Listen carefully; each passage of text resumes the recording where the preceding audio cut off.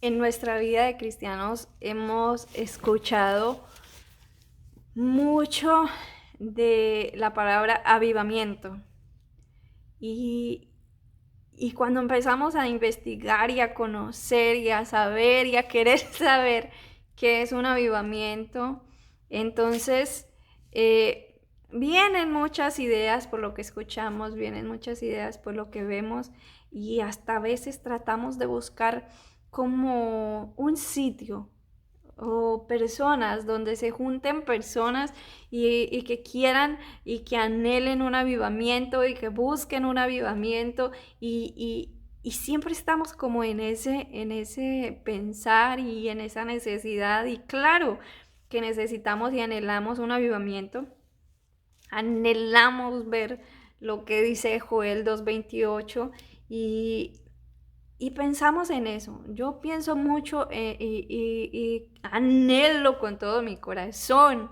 un avivamiento en toda la tierra, que el Señor traiga un avivamiento tan profundo, una convicción de pecado tan tremenda que no podamos resistir ninguno de nosotros y tengamos que arrepentirnos por ese sentimiento que Él trae, por ese avivamiento que trae a nuestras vidas. Y pensamos eso también, que el avivamiento, muchas personas piensan que incluso llaman iglesias del avivamiento a las personas o a las iglesias que cantan fuerte, aplauden fuerte, alaban fuerte. Y eso es algo hermoso y es algo maravilloso.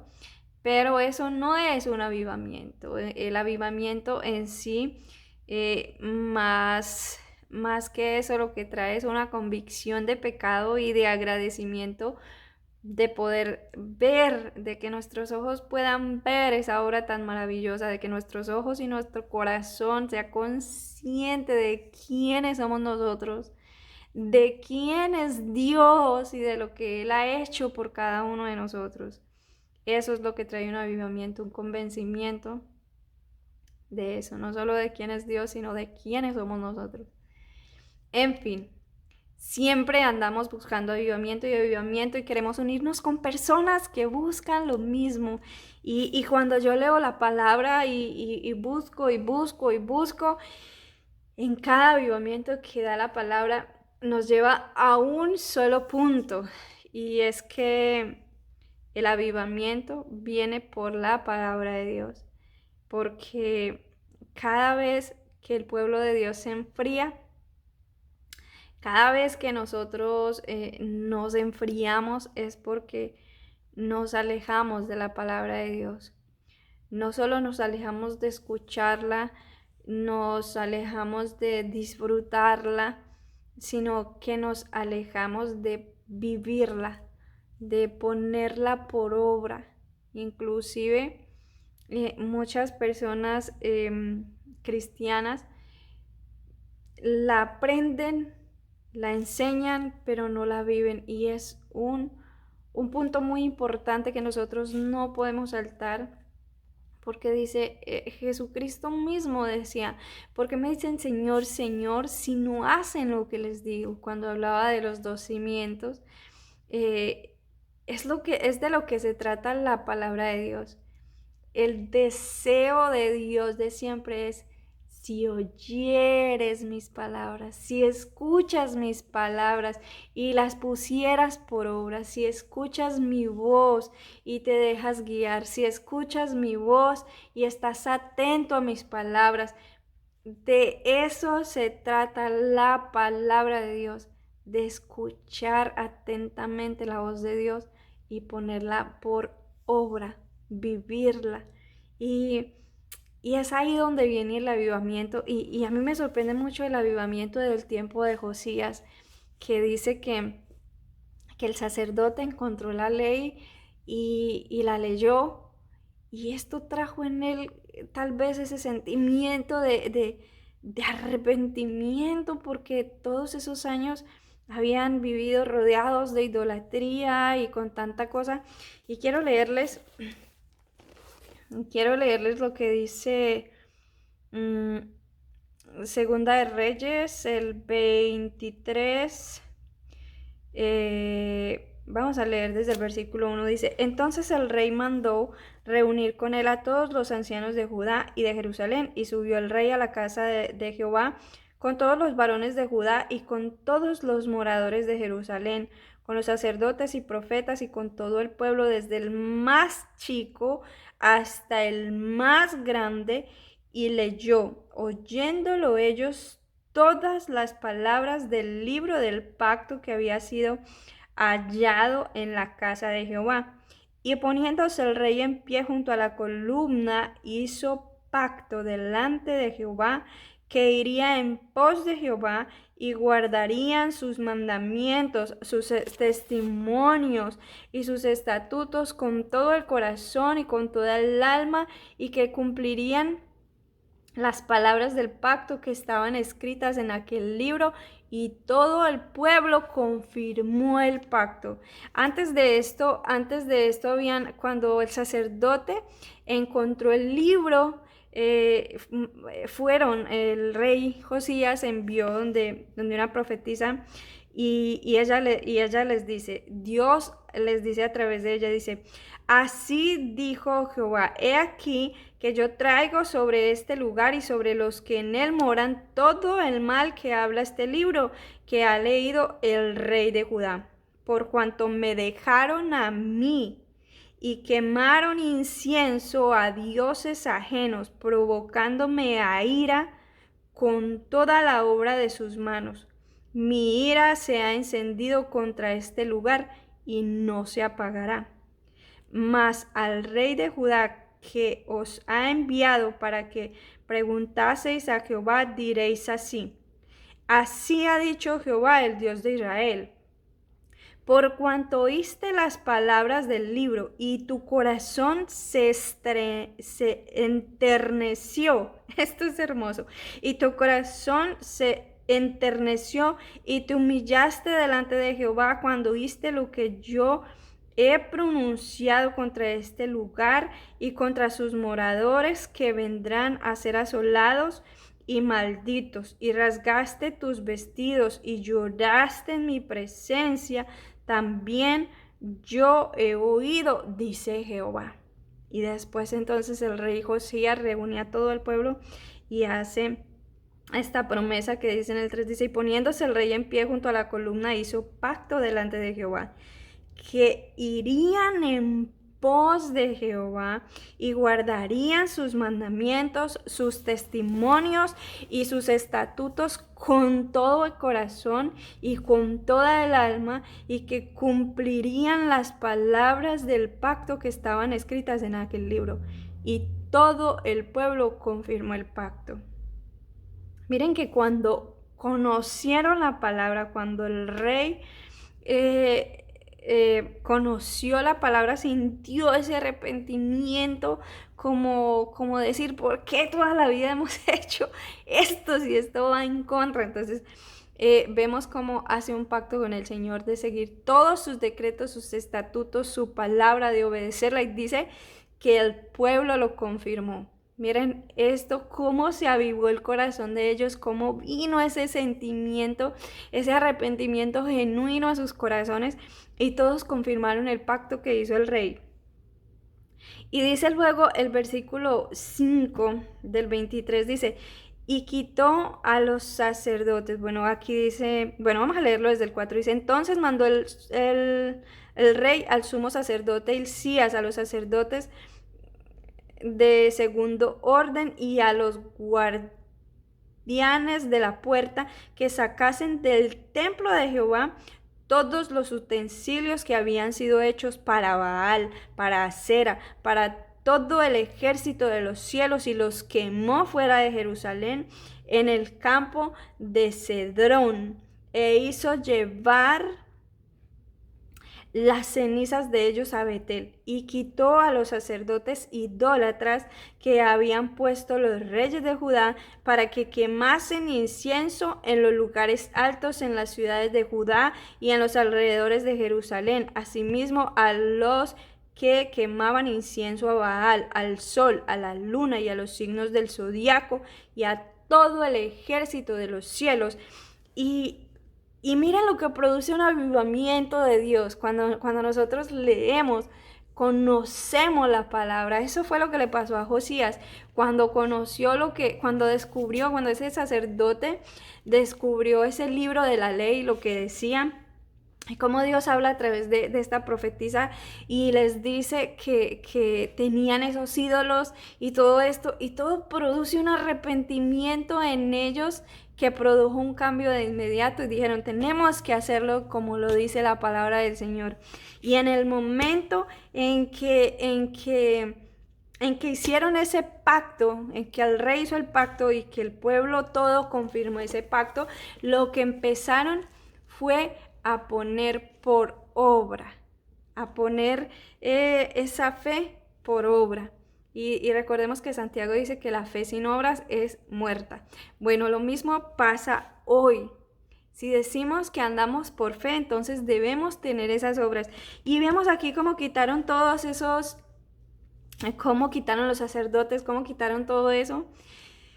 Y aquí hay algo bien especial porque nosotros casi siempre que escuchamos la palabra idolatría, nosotros nos imaginamos muñecos, nos imaginamos las imágenes, nos imaginamos la adoración a imágenes, nos imaginamos el invocar a los muertos, porque no solo invocar a los muertos es la hechicería que se hace directamente, sino el solo hecho de que se le hable a un muñeco de esos, diciéndole por nombre a una persona que ya está muerta, eso es invocar los muertos.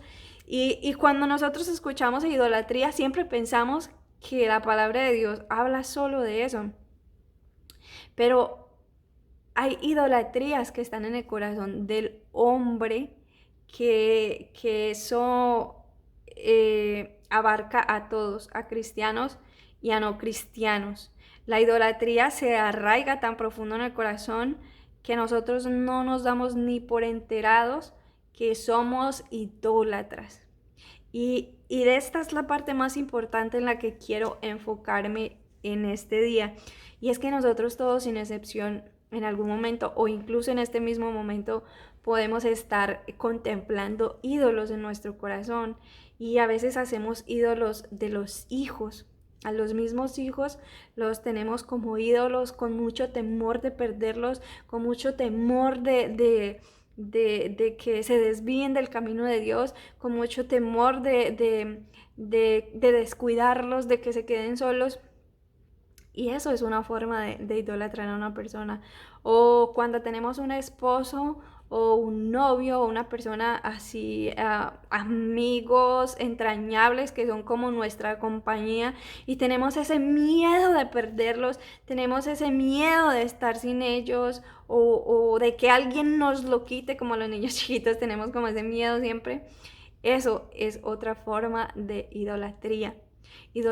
Podemos idolatrar a nuestros padres, podemos idolatrarnos a nosotros mismos. Miren, esto es tan delicado porque nosotros como seres humanos podemos idolatrarnos de muchas maneras.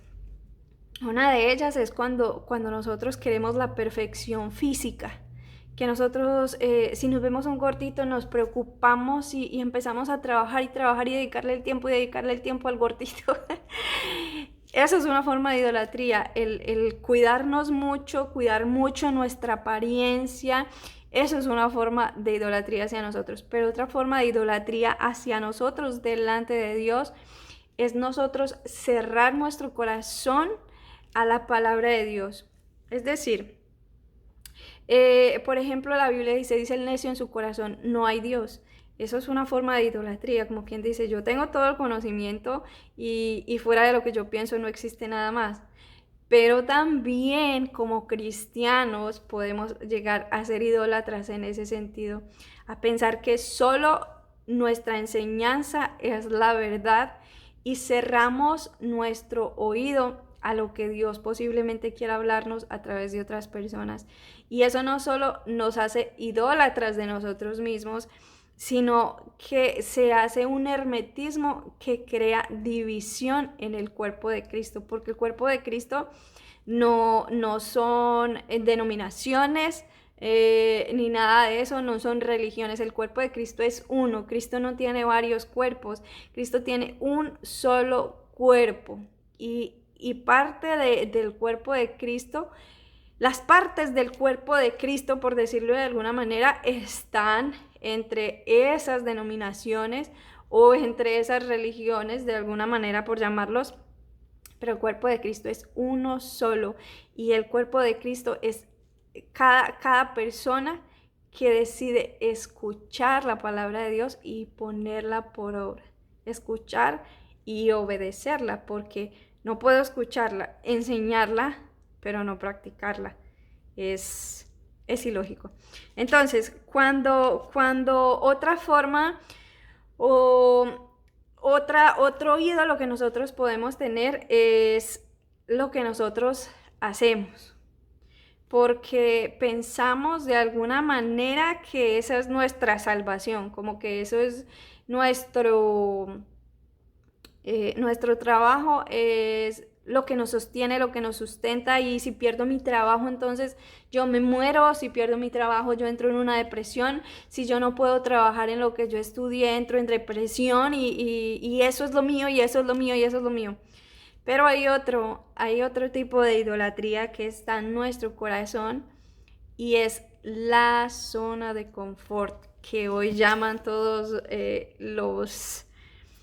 no sé cómo llamarlo, pero hoy en día se usa mucho eso, el hablar de la zona de confort, de la que nosotros no queremos salir, en la que nosotros nos sentimos muy cómodos y no queremos ir más allá en el Señor, y a veces el Señor nos llama a hacer algo para Él, o nos llama a obedecer su palabra y a ponerla por obra, pero el obedecerla y el ponerla por obra nos hace estar expuestos a algo a lo que le tenemos temor.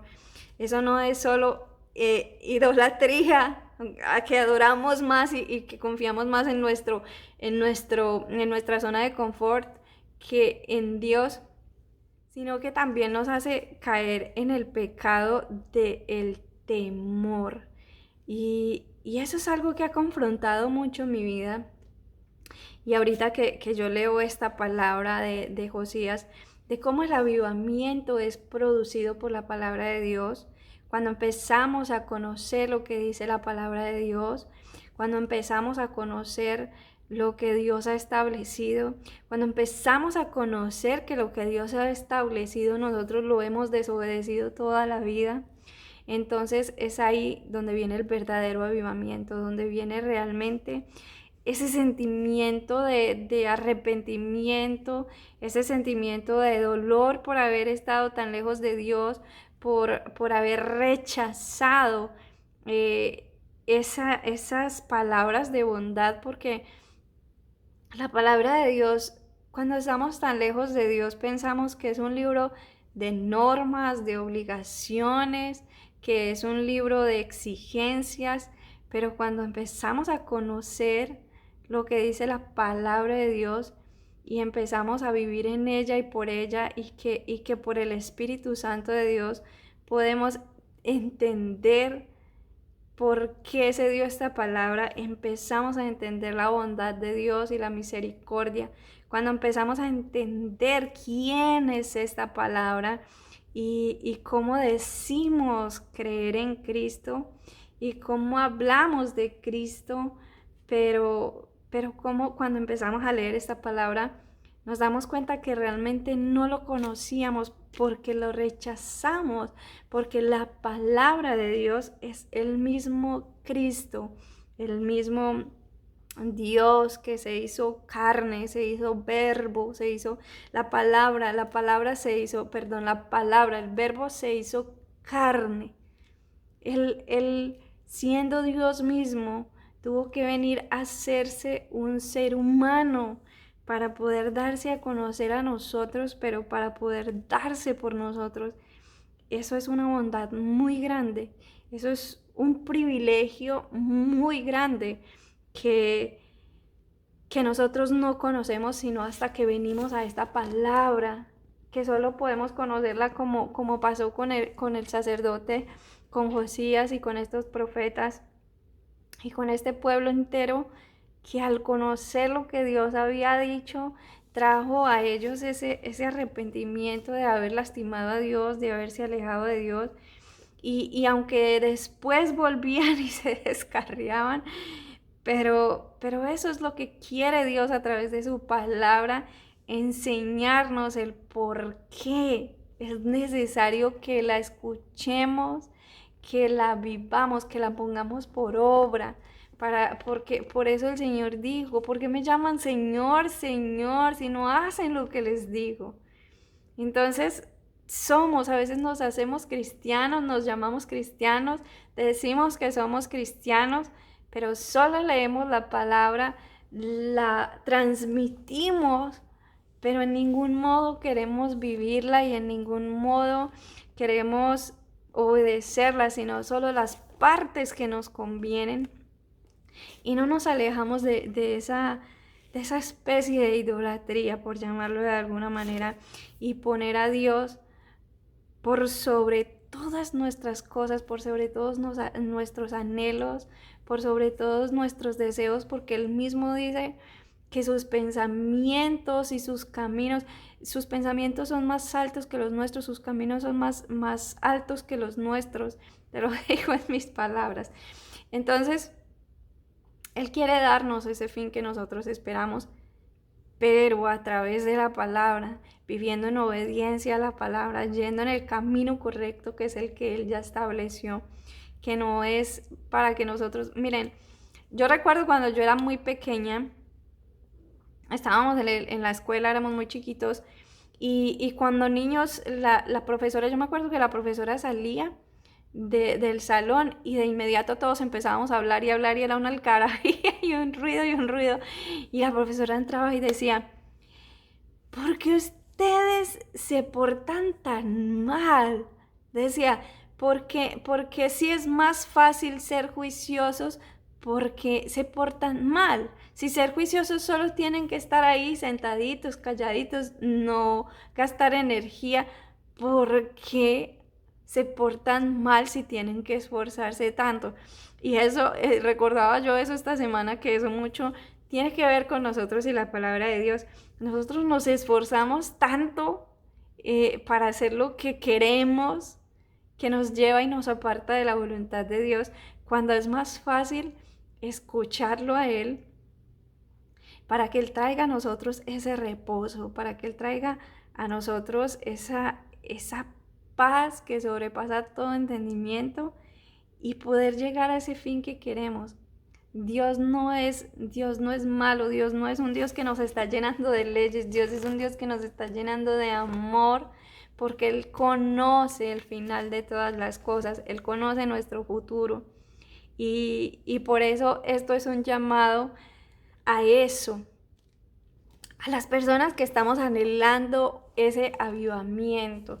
El avivamiento viene por la palabra de Dios. Busquemos, leamos, anhelemos más la palabra de Dios, que el Señor nos dé más hambre y sed de Él, que podamos tener esa necesidad y que por medio de la palabra, a medida que la vayamos conociendo, el Señor vaya trayendo esa convicción de justicia, de pecado y de juicio, ese arrepentimiento que haga que le arda a uno la piel y que uno quiera arrancarse la piel del dolor por haber lastimado a Dios.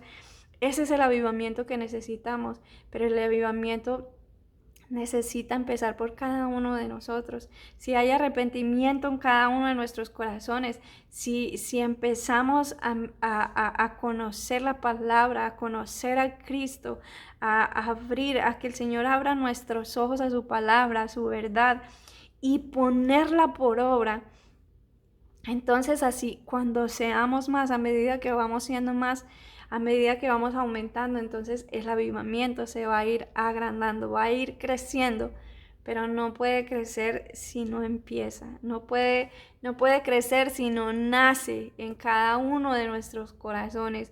y es el anhelo de mi corazón, es el anhelo de mi corazón, que el Señor avive nuestros corazones, que el Señor encienda esa llama nuevamente que se ha apagado en la iglesia, no solo en este tiempo, sino desde hace mucho tiempo. Se ha apagado esa llama viva, ese amor verdadero por la obra de Dios, ese amor verdadero por la presencia de Dios, ese amor verdadero por la palabra de Dios. Es el anhelo de mi corazón que el Señor nos avive, que el Señor ponga su fuego, el fuego de su Espíritu Santo, que arda en nuestros corazones, como decían estos dos hombres que se encontraron con Cristo, que decían, no ardía nuestro corazón cuando nos hablaba de las Escrituras. Eso, que la palabra de Dios haga arder nuestro corazón, que la palabra de Dios traiga ese avivamiento a cada uno de nuestros corazones para que podamos ver ese tiempo que prometió Dios de Joel 2:28, que empezó ese día allá en ese aposento alto y que continúa hasta el día de hoy para todo aquel que cree, pero también para todo aquel que quiere, porque Dios no obra sobre voluntades. Dios espera que nosotros voluntariamente abramos nuestro corazón y abramos nuestro corazón y nuestra vida a su palabra, podamos escuchar su palabra y podamos ponerla por obra. ¿Para qué? Para no errar, para no ir por caminos tenebrosos, sino para ir por el camino que Él ya trazó. Así que anhelo con todo mi corazón que el Señor haya hablado a tu vida a través de este mensaje, como ha venido desde toda esta semana, confrontando mi vida, confrontando mucho mi vida con mi zona de confort, con mi tranquilidad de estar resguardada en un sitio y no tener que estar expuesta a la gente. Y el Señor hoy nos está pidiendo, no es solo a ustedes, a mí el Señor me ha confrontado mucho esta semana y el Señor ha estado pidiéndome ya, ve mucho más allá, ya es hora de salir de esa zona de confort, porque a veces tenemos temor porque hemos recibido burlas, porque hemos recibido murmuraciones, porque hemos recibido rechazos, porque hemos recibido críticas y tenemos como miedo de exponernos a eso, pero ya el Señor nos dice a partir de hoy es hora de ir un paso más adelante. No podemos quedarnos en el mismo sitio todo el tiempo, no podemos quedarnos en la zona de confort. Siempre van a venir momentos difíciles, siempre, donde estemos, siempre van a haber momentos difíciles, pero es hora de ir un paso más allá cada día. Estar atentos a la voz del Señor para saber en qué momento debemos movernos. Y ahora es el tiempo de dar un paso al frente, es el tiempo de escuchar la voz de Dios, cuál es nuestro camino y empezar a obedecer ese paso más que debemos empezar a dar. Porque recordemos que esto es un camino y Pablo decía que esto es una carrera y las carreras no las podemos ganar si no las corremos. Las carreras no las podemos ganar si no caminamos a la meta. No podemos quedarnos quietos. Así que espero que el Señor nos sacuda a todos hoy con esta palabra y nos anime a seguir caminando, a que no nos quedemos sentados mirando el problema, a que nos desenfoquemos del problema y empecemos a mirar a Cristo, empecemos a mirar la meta que es Él. Él es nuestra meta. Cristo es nuestra meta. Empecemos a mirarlo a Él y empecemos a soltar. A soltar lo que hace que nosotros tengamos ese temor de seguir caminando en Cristo. Si Cristo dice, si el Señor dice, si el Señor nos dice es tiempo de seguir, hay que seguir. Entonces, nada, solo deseo siempre, como siempre, que el Señor me los bendiga, que el Señor me los guarde, que el Señor me los cuide de todo esto que está pasando, que el Señor sea un muro de fuego alrededor de cada uno de nosotros, que el Señor sea un muro de fuego alrededor de cada una de sus familias, de nuestras familias, y que el Señor les dé espíritu de revelación y de sabiduría cada día para conocer más su palabra, que el Señor ponga en cada uno de nosotros ese anhelo todos los días por conocer la verdad, porque conoceremos la verdad y la verdad nos hará libres. A medida que más conocemos, a medida que más aprendemos de la palabra, entonces podemos no solo escuchar y reconocer lo que no es de Dios, sino que podemos ver y reconocer lo que no es de Dios. Que Dios me los bendiga. Un abrazo muy, muy grande.